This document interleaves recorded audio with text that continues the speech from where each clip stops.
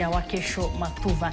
Nataka moja kwa moja mtazamaji tuanze na taarifa kutoka kwa afisi za chama cha mawakili humu nchini, ambapo wanatoa taarifa yao kwa vyombo vya habari kuhusiana na baadhi ya masuala ibuka, na hususan kauli ya Rais William Ruto hapo jana kuhusiana na utendakazi wa idara ya mahakama. Tuwasikilize.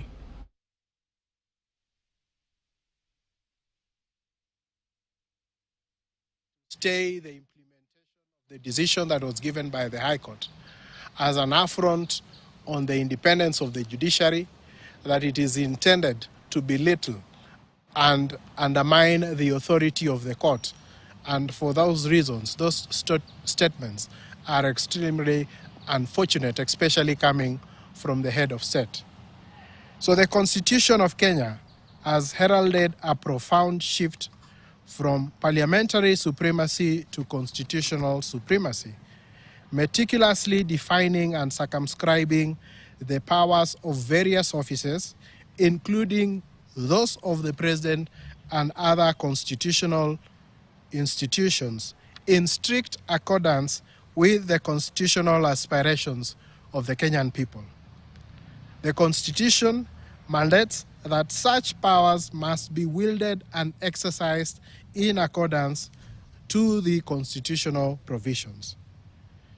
Gone are the days when the judiciary played second fiddle or bowed subserviently to the executive arm of the government, presided over by the head of state.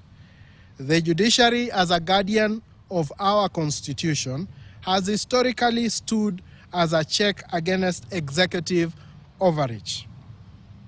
It has thwarted attempts by previous regime to force unconstitutional reforms against the Kenyan people, including the Housing Fund predecessor and the BBI. It is therefore imperative to remind our esteemed president that the judiciary, through its impartial interventions, has both nullified a prior presidential election. At another juncture, it has upheld his own victory. This underscores the sacrosanct role of a robust and independent judiciary in fostering national growth, stability, and economic prosperity. The President of the Republic of Kenya, as the foremost custodian of the rule of law, should refrain from undermining the judiciary and instead utilize legal avenues at his disposal to challenge any decisions that he does not agree with. Public incitement against the judiciary is not only detrimental to our constitutional fabric, but also compromises the sanctity of our legal system. Any allegation of corruption against judicial officers must be channeled through the Judicial Service Commission, and we must avoid arbitrary roadside declarations. We note that the country has previously had challenges with corruption in the judiciary. We still are aware and we believe that the judiciary has not yet addressed the challenges and confronted issues relating to corruption within the judiciary. But be that as it may, it is imperative that as the head of state, he must comply with the Constitution where he has evidence of corruption within the judiciary. We are reminded of a saying in the African setup that before a hyena eats its children, it always accuses them of smelling like goats. We therefore call upon the President of the Republic of Kenya to avail any evidence of corruption of judges to the Judicial Service Commission so that it can be dealt with as prescribed under the Constitution, and avoid casting aspersions upon the entire institution of the judiciary. Upholding the rule of law requires the President to lead by example, fostering a society where legal disputes are resolved through established channels and not through public lynching. We want to remind the head of state that it was sometimes in early January 2020 at Wasingishu, where he was attending an interdenominational church gathering, that he raised that as the deputy president then, that the law is the law. It must be respected and upheld irrespective of denomination, tribe, or status.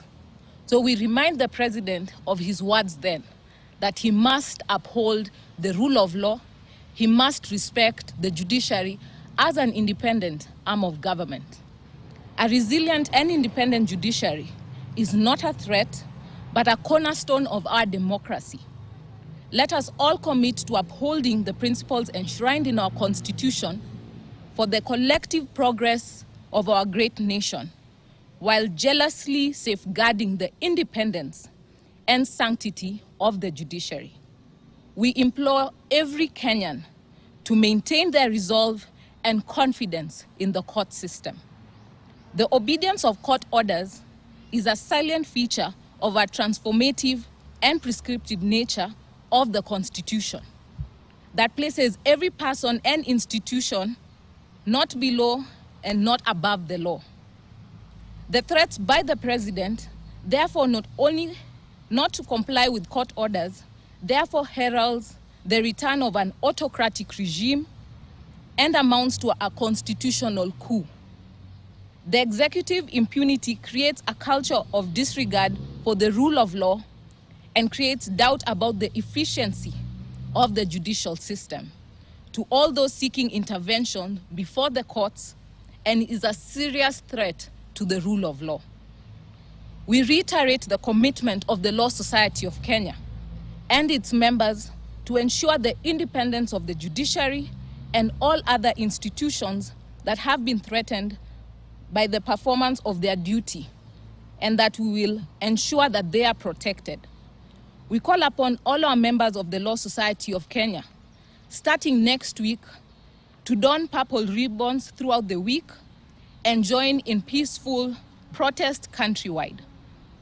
This will be organized by the Law Society, and we will definitely communicate, working hand in hand with our branches, that we support the rule of law and also in solidarity with the judiciary. We must not allow our Constitution to suffer dereliction. That is the end of our statement.